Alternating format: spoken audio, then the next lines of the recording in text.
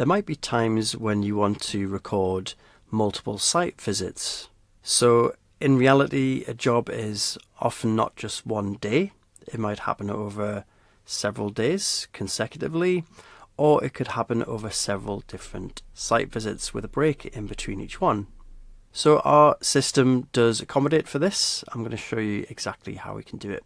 So you can see here I've got a job already part filled in. What I haven't filled in currently is the event details here. So if I was to set the date here and assign this to myself, I'll pop the due date in as well. Then this job's going to pop up on the right hand side as soon as I hit save. So let's go ahead and do that. There we go. We have a single event for the 12th of December. And you can see because it's assigned to myself, it's popped up on the mobile app on the right hand side. But of course, there might be subsequent visits required. So what we can do is we can add additional events for those extra days. And we do that using the Add Event button here. I just want to point out before I do that though, that when you add a job for the first time, the event title will default to site work. If that's not appropriate, you can change it. So I'm going to leave it as site work. But what I'm going to do is I'm going to create a new event here by tapping this button. Again, the event title has defaulted to site visit this time. So we just need to put in the new date, let's say the 14th. And I can assign it either to myself again or to other people, or myself and other people. So what I'll do to make this a bit more interesting is I'm going to assign it to myself. I'm also going to assign this to David as well. And we'll hit save.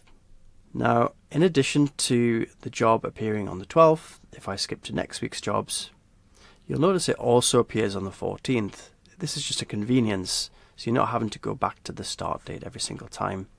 It is worth noting that David will also see this job on the 14th on his app as well. So you can continue to add events and they'll get added to the history here. So we can add further events by tapping the Add Event button here. And maybe this would be a client wrap up. I could pop in the date.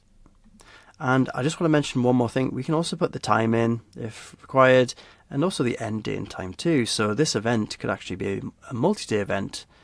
Maybe it's going over 2 days. I'll say it finishes at 9 o'clock on that second day. I'm going to assign this to somebody else this time and hit save.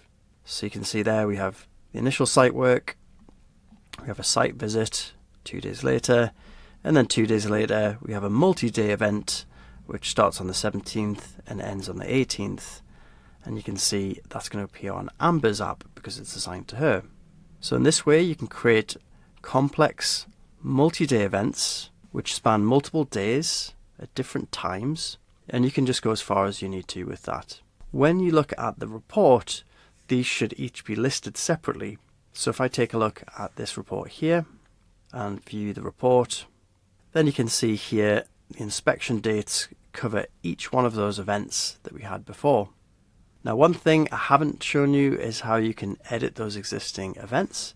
So let's close this down. And all I actually have to do is to tap on the little event card. That's going to open up this little sidebar. So for example, at this point, we could unassign myself from this event and hit save. And you can see that's no longer appearing on the 14th on my app. So to edit the events, simply click them, make the changes you need to, and hit save. There is one final thing to mention is if you have multiple events on the same job, you have to edit those events using this little panel here. If you to edit the job and scroll down to this section, you're going to get this message to say this job has multiple events, edit the events in the job schedule panel, which is the one I was just showing you before. So as soon as you have more than one, this is the message you're going to get. You are now required, like I say, to use this panel here. So just to recap, when you create a job and schedule it to a date or a range of dates, it's going to create a single event.